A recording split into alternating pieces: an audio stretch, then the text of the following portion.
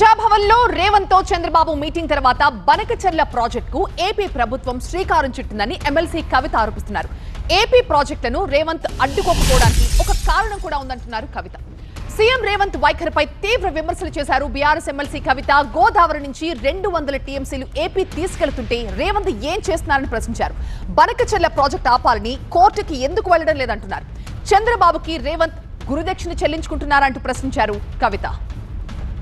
ఆ ప్రజాభవన్ మీటింగ్ పెట్టుకొని రేవంత్ రెడ్డి గారు చంద్రబాబు నాయుడు గారికి బ్రీఫ్ చేసిన తర్వాత చంద్రబాబు నాయుడు గారు ఈ బ్రీఫ్డ్ మీ అని చెప్పి బయటకు పోయి బంకచెర్ల మొత్తం కూడా ఆ రిజర్వాయర్ కడతామని చెప్పి ప్రకటించారు. ఎన్ని టీఎంసీలు తీసుకుపోతారట?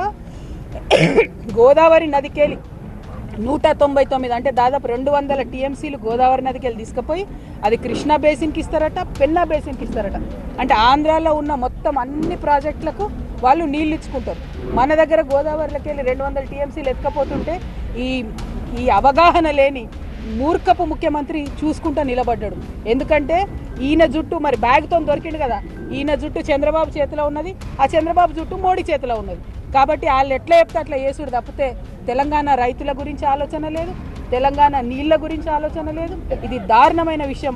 నేను ముఖ్యమంత్రి గారిని సవాల్ చేస్తూ ఉన్నా, నిజంగా మీరు తెలంగాణ హితం కోరేటటువంటి ముఖ్యమంత్రి అయితే ఎందుకు ఉత్తరం రాస్తలేవు కేంద్రానికి? రాయొచ్చు కదా మోడీ గారికి, మేము ఒప్పుకోం మీ ప్రాజెక్టు చంద్రబాబు ప్రతిపాదనని, కోర్టులో కేసు వేయొచ్చు కదా, ఎందుకు వేస్తలేవు? నీకు తెలంగాణ రైతుల కంటే ఎక్కువ ప్రేమ చంద్రబాబు నాయుడు మీద ఉన్నదా? గురుదక్షిణ చెల్లించుకుంటున్నారా? మా తెలంగాణ రైతుల ఉసురు తీసి మా కృష్ణా గోదావరి జలాల్లో వాటాను తీసి చంద్రబాబు నాయుడుకి మీరు గురుదక్షిణ చెల్లించుకుంటున్నారా అని ఇవాళ రేవంత్ రెడ్డి గారిని నేను ప్రశ్నిస్తూ ఉన్నాను.